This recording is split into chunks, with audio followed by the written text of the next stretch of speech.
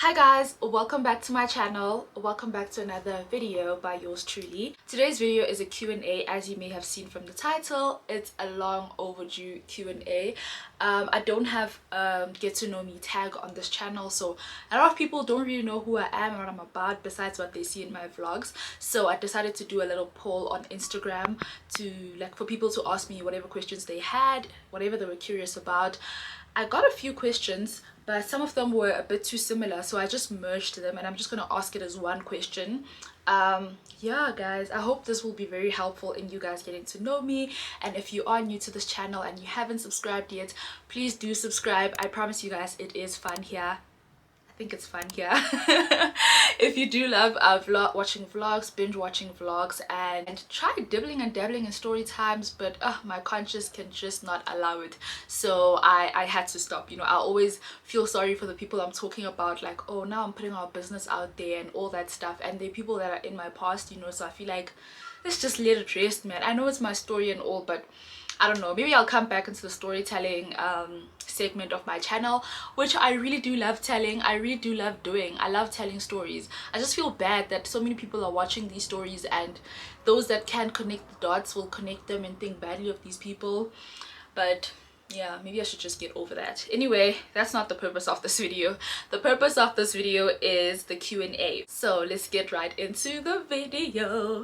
Okay, so the first question is, what challenges did you come across when you first moved in with your partner? So for those who are new here and don't really know me that well or haven't been that observant in my vlogs, I do live with my partner. We've been living together for the past 3 years. We lived together before we started dating. Maybe I should put that as a story time one day. Yeah, so we moved in together before we started dating, and yeah, we've been living together since. So the challenges that we came across when we first moved in together, so I think the biggest challenge for us would be, you know, our relationship dynamic was not like any other relationship where people meet in the street or wherever the people meet and they fall in love, and then after a while they decide, hey, let's move in together. And after then, I think they know the people they are outside of living together, and then when they start living together, they start experiencing a different person. Ours was different, as you guys would know by now. We had to learn each other while living together, so it was very, very different. And I think the challenges also would be completely different from a couple that met in the streets or met wherever they met and then moved in together. And I think our biggest one, which became magnified for whatever reason, it wasn't supposed to be big, that I can think of right now at the top of my mind. There could have been worse, but I just can't remember them. It's cleaning. Ooh, we fought a lot about cleaning. Who's gonna wash dishes? And cooking. Who's gonna be cooking? Who's doing this? Who's doing that? To a point where we almost broke up because of that, guys. Like, it was so hectic. And you know, it's just the minor things, like just wash the dishes. You know, let me tell you about me and my boyfriend. My boyfriend doesn't like cleaning, he doesn't like doing dishes and all those other stuff, but he loves cooking. I hate cooking, and I don't love cleaning, but I hate a dirty house. So I'm forever like wanting to clean up or tidy up after myself, or you know. So, and he likes cooking, he likes eating like a proper home cooked meal and all that stuff. So you can already see the clash. And at that time we were still learning each other. We had not established that who likes what and who hates what, and to be quite honest, we were both also trying to figure it out, because I didn't know I hated cooking until I had to cook. You know, growing up, I never had to cook. Honestly, I never had to cook. Like, my aunt did all the cooking at home. So now I am in the situation where every single day I have to cook, and I'll explain why. I had to cook every single day, and the house is always dirty. We don't have a helper, so somebody has to clean it. So it was just very, very stressful. But I think in the end, not in the end, but in the midst of all of it, we came up with a solution, because we were still learning each other and we were still learning ourselves, you know. That can be very tricky. So we got to an understanding where he was like, okay, I think I enjoy cooking more. I was like, okay, I think I enjoy the dishes more. But obviously I can't let him cook alone, and obviously he can't let me clean and do all the dishes alone. So we had to start, you know, alternating, and I think that's working very perfectly right now. There are days obviously when I can see that he's too tired, he can't cook, and I'll take over. Or there are days where he sees that, oh, my baby's not okay, so don't worry baby, don't worry about cooking, I'll do the cooking, or I'll do the dishes, or something like that, you know. It all came with communication, and I think we overcame that right now, because we've never thought about cleaning in a very long time, and we haven't thought about cooking in a very, very long time. So yeah, that was problem number one. The other big problem was finances. Funny enough, we struggled, you know. It would be unfair for me to say that we were the brokest couple on earth, but it felt like it. Like, no disrespect to the people that are actually or were broker than what we were at that time, but we were like seriously broke. After paying for rent and paying for, you know, the necessities, food and stuff, we were not hungry. I mean, we had a roof over our heads and we had food, but after that, like, we were flat out broke.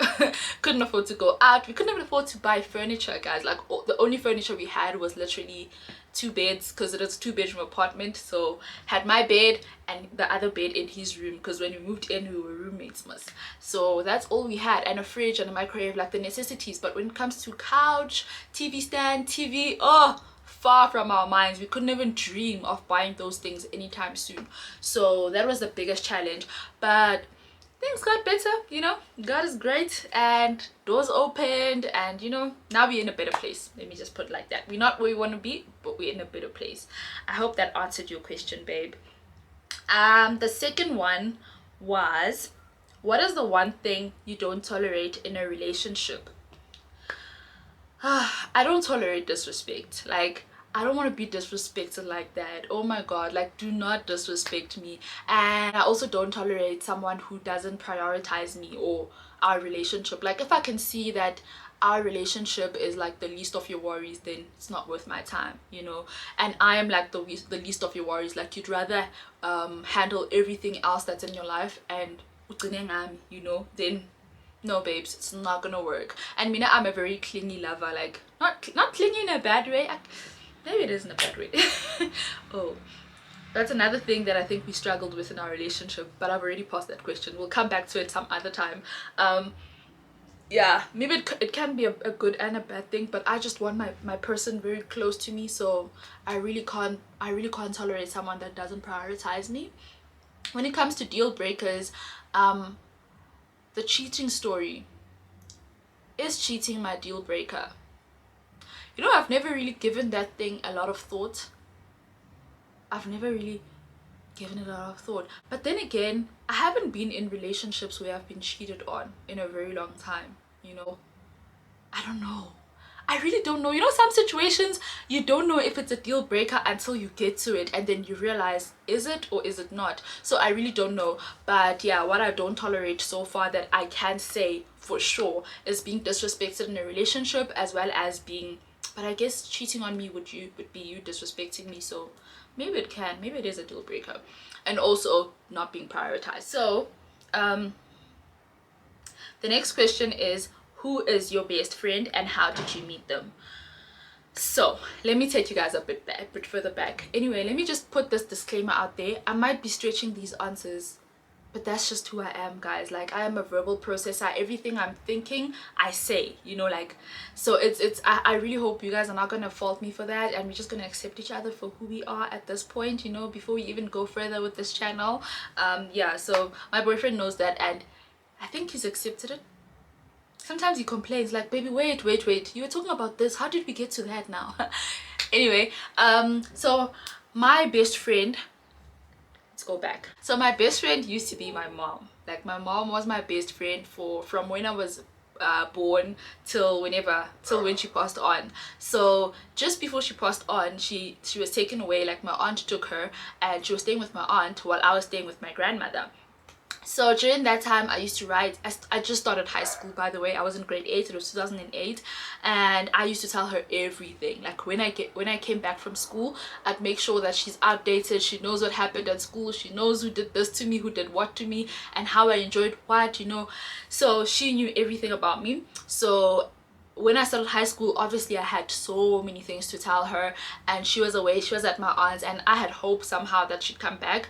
So I would write a lot of notes or writing. I didn't know it was journaling, but that's just how I would get things off my chest for the day, because she's not there. I can't tell anyone. I had my cousins and my aunts, but for some odd reason she's the only person I could tell all these things. So I started writing them down in a book that I found in my grandmother's cupboard. I wrote all the stuff that used to happen like every single day in my first few days of high school. And then she passed on, and that diary became my best friend. That diary became my best friend for a very long time. Like, I used to hang out with my friends a lot, but I could never share my feelings. Like, one thing about me, guys, ne, I will suffer in silence. I will literally suffer in silence, and I will share all my happy moments. Like, I'll be so sad, and then one nice thing happens that day, and I'll post it, you know, and then everyone thinks, oh, Bali is fine, you know, she posted something happy, she's good. That time I am wishing. So to counter that, I write in my diary, and that diary became my best friend. And then I met my cousin, Blessing. Her name is Blessing Cheryl Mabunda. She also has a YouTube channel, Sincerely Blessing, shout out. So yeah, she became my best friend, and we have been best friends since, you know. Like, she's the one person that I am so vulnerable with. Like I said, I suffer in silence. So when it comes to her, like, I know that when I tell her my problems, she doesn't really share them or discuss them with her other friends, because she does have a lot of friends. I'm sorry to say this, but girl, you have a lot of friends. I'm kidding.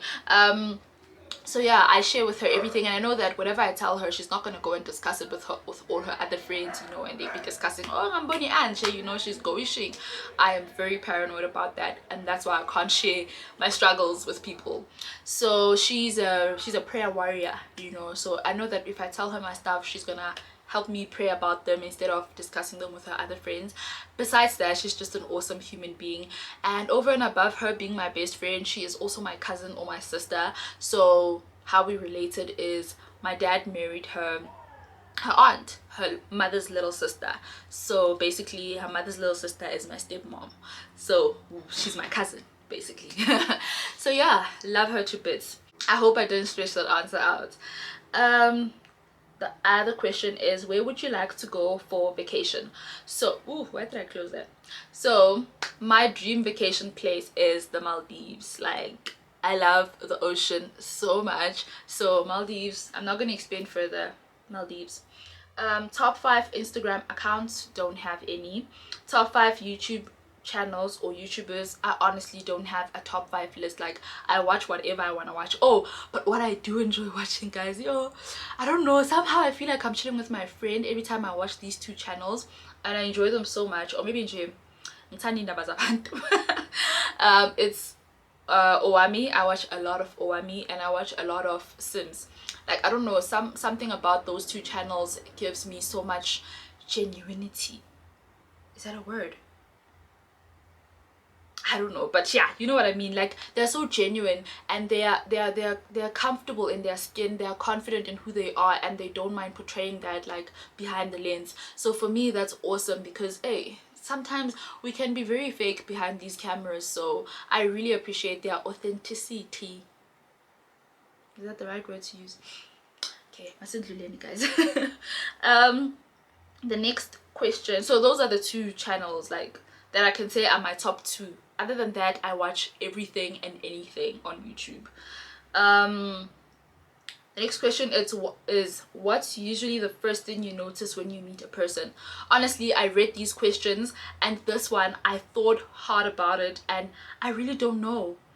The first thing I notice when I meet a person, I think it's, this one was really hard for me to answer, Sham. I thought that, what could that be? And I thought maybe when I hit record, something will come, but it's not coming. I don't know. No. So I don't know, guys. Like, I really don't know. I don't know what I noticed. I'll figure this one out, and when I do, I'll share it somewhere in a vlog. The next question is, what do you love the most about yourself? My perseverance, guys. Like, I persevered through hardships. Like, when I look back at my life, guys, the tears that fill my eyes, I don't even want to go deep into it, but I just look back and I'm thinking, how am I still standing? Like, how am I still standing, and how am I still so positive about life? Because wow, the girl has been through the most, and through the most alone. Like that, I think that's the part that hurts me the most, that I went through so many hardships alone. As a kid, as a teen. Yeah, guys, I'm gonna start crying. Let me drink.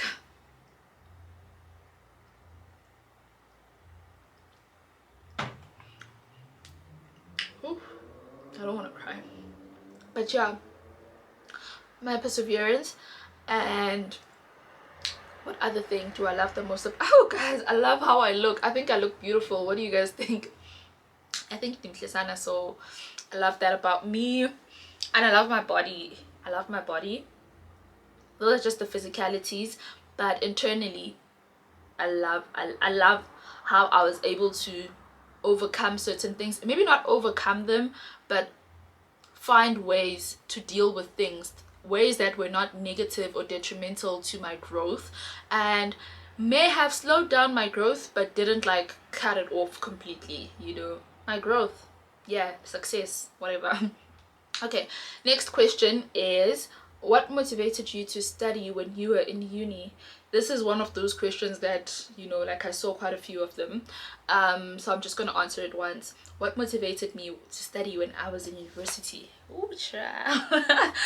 Yo guys, university was hard. It was hard. I think my biggest motivator, this all these things always lead up to the one thing, is all the hardships that I faced growing up. Guys, I'm not gonna lie, like I was raised by a very loving aunt, but obviously there were things that I think I needed as a teenager throughout those years that I could not get from like anyone but a parent, you know. So being without that was very hard. So I think my biggest motivator at uni was honestly not having a backup plan. Like knowing that if you screw up, girl, you're on your own. If you fall pregnant, you are on your own. If you drop out, you are on your own. And the fact that I don't really have like, you know, like my mom didn't pass on and leave me a house, you know. So I knew that if things, you know, like if itch hits the fan, where are you gonna live? You know, like people, you know, families fight for houses and all these things happen, these bad things happen, even though I didn't suspect that anything like that would happen in my family, but I see it happening all around me, and I just didn't want to bother anybody. I didn't want to bother anybody about what I'm going to eat, what I'm going to wear, or what my child is going to wear if I do fall pregnant as a teenager. You know, like I did not want to bother anybody. I just wanted, even if I'm going to be earning 5,000 rands after studying, I was going to be okay, because at least I can fend for myself. I can pay for rent with that 5,000, maybe renting a room somewhere. Honestly, I just didn't want to be a bother to anybody, and I think that's also part of the reason why I went through a lot by myself. I know that these answers are not relevant to most of y'all, but yeah, that's just my life, you know. That's what motivated me. And the second thing that motivated me, I wish I could show you guys my laptop. I always had a thingy, but in wallpaper or screensaver of a Merc. I've always been like a lover of Merc, guys, and I was like, one day I will be able to afford that thing for myself. Well, it was first a Range Rover, and then it turned into the Mercedes CLA when I went into uni. So yeah, that was my motivator. I would post it on Facebook, I would put it on my screensaver, and whenever I start feeling demotivated, like at night, and I feel like, oh, I don't want to study, I just want to sleep, I would just watch a video of a beautiful crib, which I thought by now I'd be owning, but here we are living in a 1-bedroom apartment. But that's fine, we are grateful for life, and we're grateful that we are able to even afford this 1-bedroom apartment. So yeah, that was my biggest motivator, knowing the things that I want, and also knowing that I don't have a backup plan, and I don't want to bother anybody. I don't want to be anybody's burden in life in general. You know, life is already difficult as it is. Now imagine having to put all that weight, your weight, on somebody else. No. So the I don't even know what's in number one.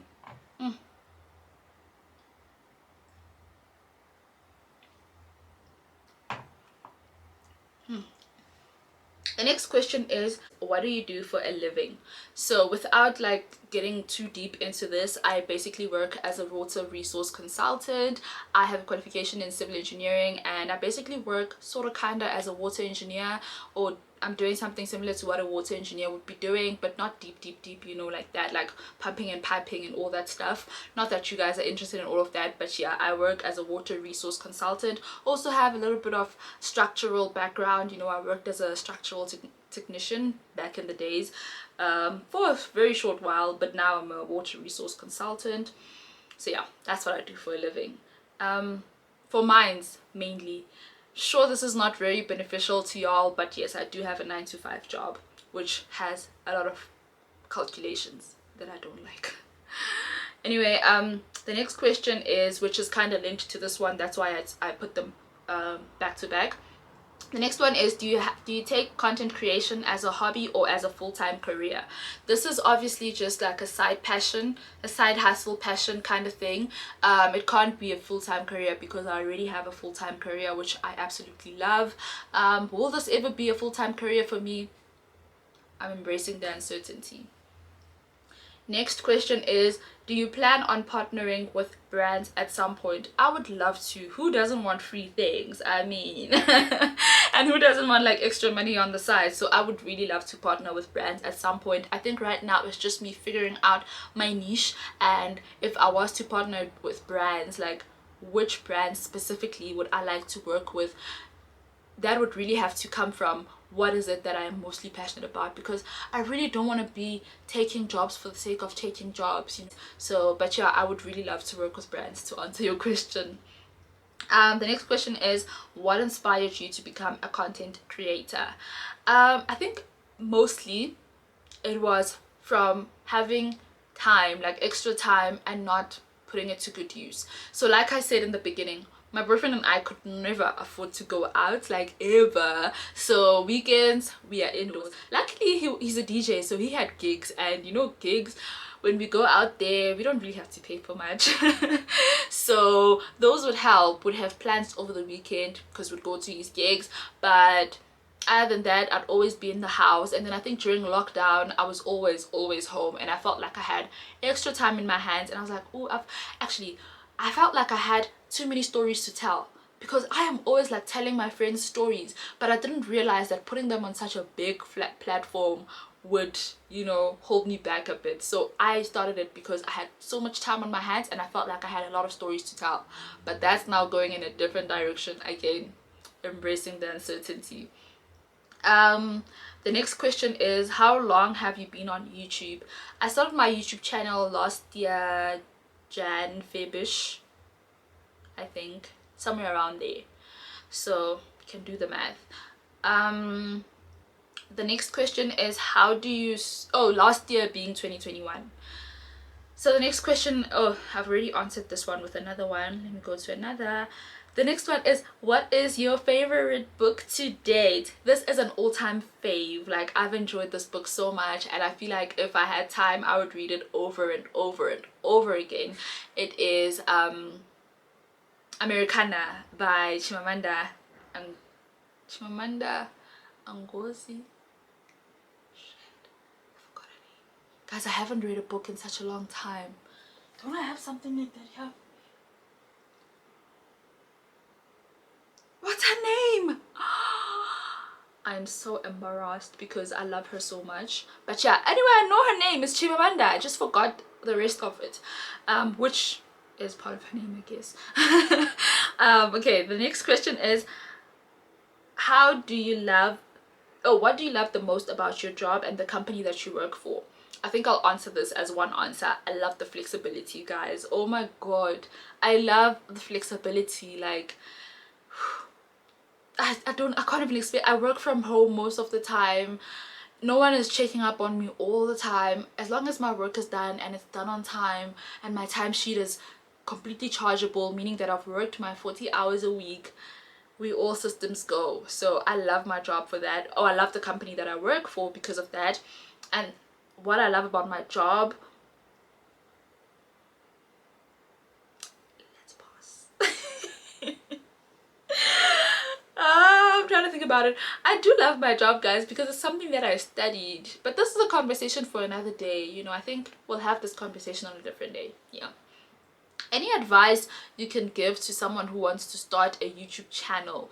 My biggest advice is, just start.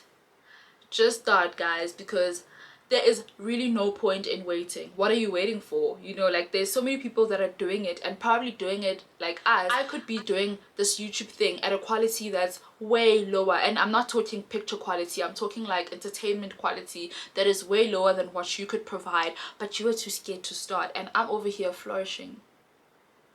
Nyana, flourishing, nyana. I'm over here flourishing, and you are over there scared to start. Just start, Mundu, and start with what you have, and start with where you are. Start where you are, basically. But another big advice that I'd give you is put your best into every video. Do not just upload for the sake of uploading, and even if you do, make sure that that was the best you could have done. If you woke up, washed your face, cleaned the house, went out to get breakfast or something like that, make sure that it's the best content you could put out. You know, don't just you know, make it like a background chore. You know, just put your best work out. I think, yeah, you know, like, don't put out videos that you are gonna watch and be like, I should have fixed that, I should have fixed that. Obviously there'll always be that, but make sure that at the time that you are putting it up, you are very happy with it. Obviously tomorrow you are a different person, you have learned something new, and you realize, I should have done this differently, I should have done that differently. But at the moment when you upload that piece of content, make sure this is the best work that you could have put in, if that makes sense. That's my biggest advice. The next, do research, guys. Do your research. Like, I'm seeing so many YouTubers making mistakes that could have been so easily avoidable, and I'm like, I feel like there is so many videos out there. Google Masibuko does so many videos. The Real Clanties does so many videos about helping YouTubers. That's the South African YouTubers that I know of. They put out a lot of work to teach YouTubers on what to do and what not to do, the rules of YouTube and all that stuff, if we are too lazy to read.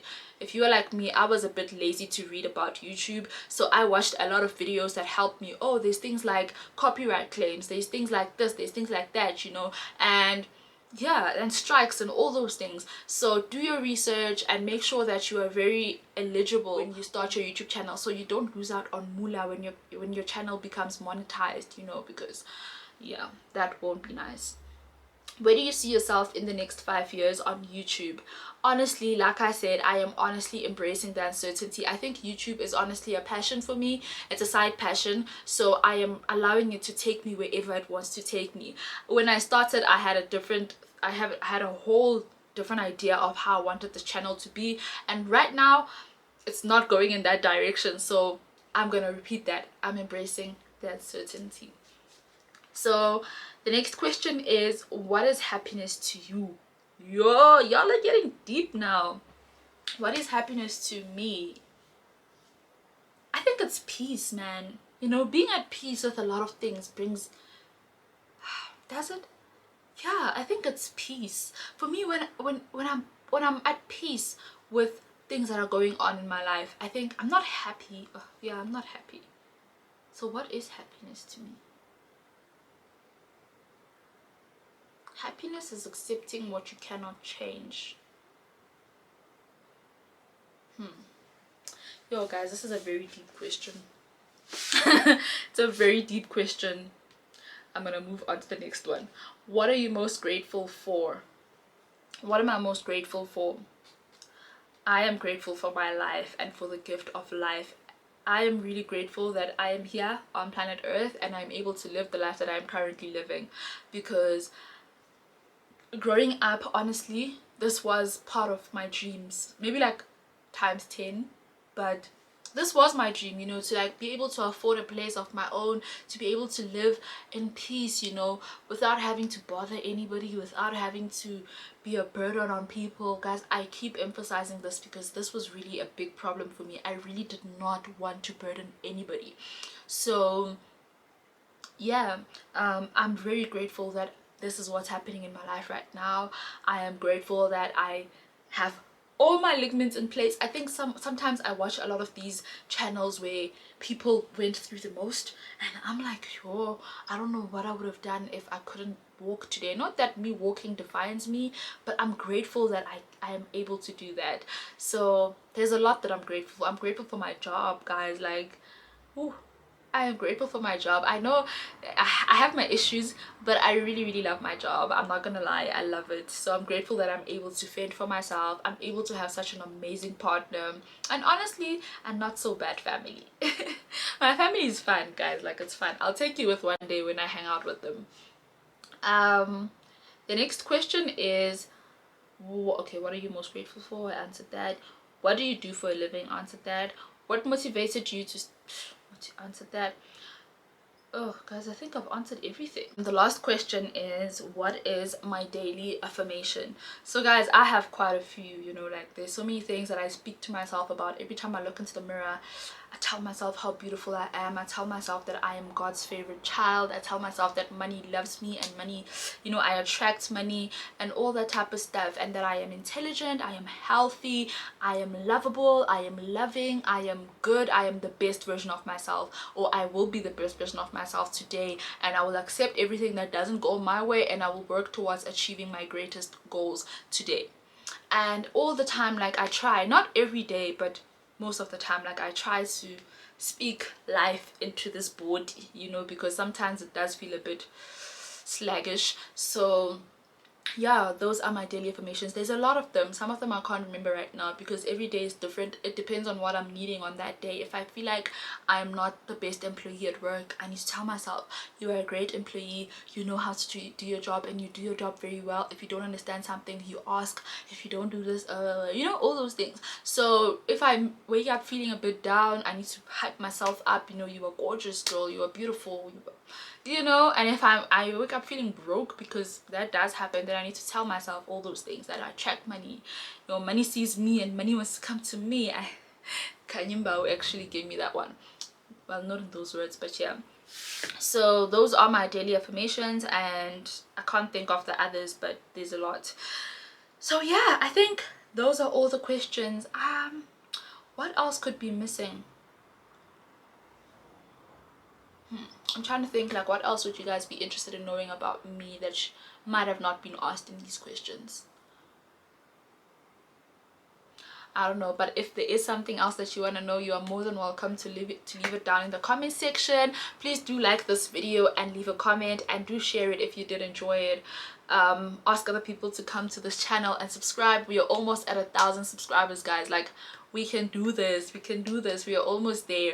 And thank you so much, guys, for being part of this small little family. I hope we are gonna grow and grow and grow, and just be uncertain together and share on this journey. Yeah, guys, thank you so much for tuning in. I love you guys so much, and my shampoo is now absolutely flat. Thank you guys for tuning in, and I'll see you guys in my next video. Love y'all. Bye.